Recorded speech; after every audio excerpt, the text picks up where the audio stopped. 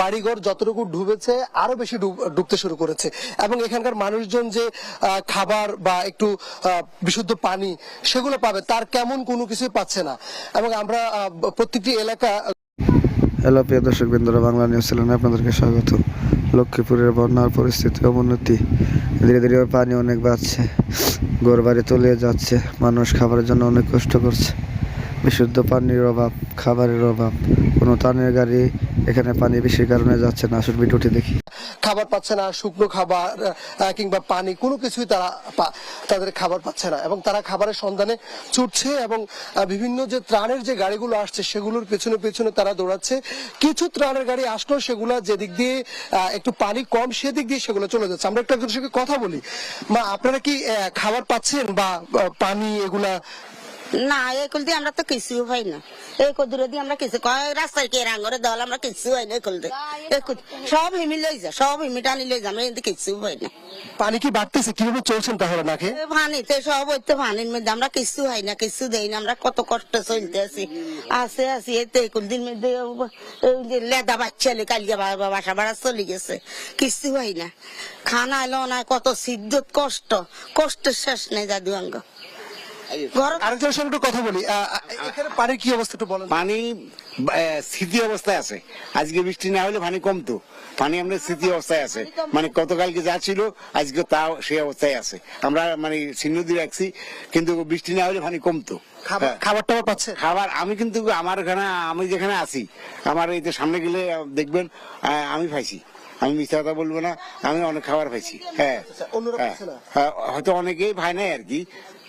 আমরা কথা বলছিলাম একজনের সঙ্গে, তিনি বলছেন যে আসলে পানি কিন্তু যেহেতু গতকালের তুলনায় বলতেছে আজকে স্থিতিশীল আছে, অর্থাৎ বৃষ্টি হওয়ার সঙ্গে সঙ্গে পানি বাড়ছে। তবে আমরা যেটা দেখেছি যে বেশ কয়েকটি এলাকার পানি বেড়েছে গতকালকে তুলনায়। আজকে যে ঘরটি গতকালকেও একটু পানি ছিল, সে ঘরে আজকে 2 থেকে 3 ইঞ্চি পানি বেড়েছে। অর্থাৎ জোয়ার যখন আসছে, সে জোয়ারের সঙ্গে সঙ্গে পানি বেড়ে চলছে।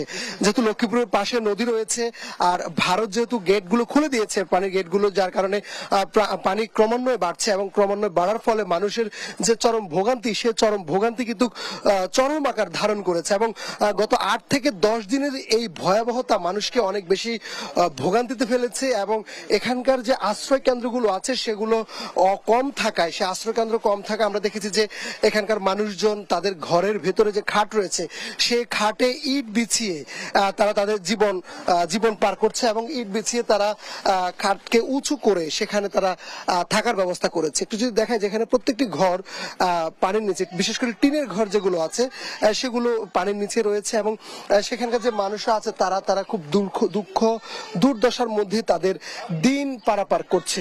সব মিলিয়ে বলা চলে যে এখানকার যে পরিস্থিতি, যে শোচনীয় অবস্থা লক্ষ্মীপুরে, সেখানে ত্রাণ তৎপরতা বাড়ানো না গেলে এই অসহায় মানুষগুলো ক্ষুধার তাড়নায় যেভাবে মেইন সড়ক অবস্থান নিয়েছে, সেই ক্ষুধার তাড়না আরো বেশি বেড়ে যাবে এবং এখানে একটি মানবিক বিপর্যয় নেমে আসার সম্ভাবনা রয়েছে। এবং বিশুদ্ধ পানি, বিশেষ করে যেহেতু বন্যার সময় পানিবাহিত রোগগুলোর বেশি সমস্যা শুরু হয়, সেক্ষেত্রে পানিবাহিত রোগ থেকে বাঁচতে হলে বিশুদ্ধ পানি, পানির যে খাবার দরকার তাদের, সে পানি পাচ্ছে না তারা। এবং পানি না পাওয়ার ফলে তারা কিন্তু যে অর্থাৎ যে টিউবওয়েল গুলো আছে ডুবে গেছে একদম, সেই টিউবওয়েলের থেকে তারা কোনোভাবে একটু পানি বের করে পানি খাচ্ছে।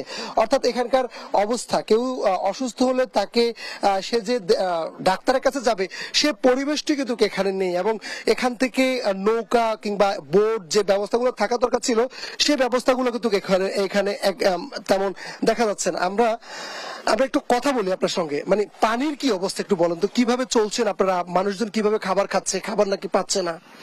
মানুষের অবস্থা খুবই দূর। পানি দিন দিন বাড়তেছে, যেটা বাড়ে এটা আবার এই সামান্য কমলে আবার বাড়ে। মানুষের দিন গুলজানটা খুব কষ্টকর, যোগাযোগ করতে পারতেছে না, নৌকা নাই, ঘাট নাই, কিছু নেই। খাবার দাবার, এই খাবার দাবার বহুত ওই কষ্টে আছে। মানে বিভিন্ন জায়গা থেকে ত্রাণ আসছে না? আসে সামান্য, এটাতে কিছু নেই। আসে ত্রাণ আসে, সকাল বিকেলে আসে। হ্যাঁ, সেদিকে আরো ভয়াবহ, ভিতরে আরো ভয়াবহ। এতে আমাদের এদিকে মানে এই জামিরতলি, গুবিয়া, পূর্ব জামিরতলি, পশ্চিম জামিরতলি, এদিকে আরো ভয়াবহ। আমরা কথা বলছিলাম এখানকার যে ভয়াবহতা, সে ভয়াবহতার কথা বলছিলেন আমাদেরকে একজনে। আমরা সব মিলায়া যদি বলা চলে যে লক্ষ্মীপুরের যে অবস্থা এই মুহূর্তে রয়েছে, ক্রমান্বয়ে পানি বেড়ে চলছে। এই পানি বাড়া অবস্থায় মানুষের যে দুঃখ দুর্দশা সেটি কিন্তু খাবারের থেকে বেশি শুরু হচ্ছে। তাই এখানে ত্রাণ তৎপরতা এবং বিশুদ্ধ পানি সরবরাহ করার জন্য এই বানভাসীরা বারবার অনুরোধ করছে যারা সমাজের বিত্তমানরা রয়েছে তারা এগিয়ে আসবে, সরকারের পক্ষ থেকে ত্রাণ তৎপরতা বাড়াবে এবং স্পিড বোট কিংবা নৌকার ব্যবস্থা করবে, এমনটি প্রত্যাশা এখানকার বানবাসীদের। তো ডানা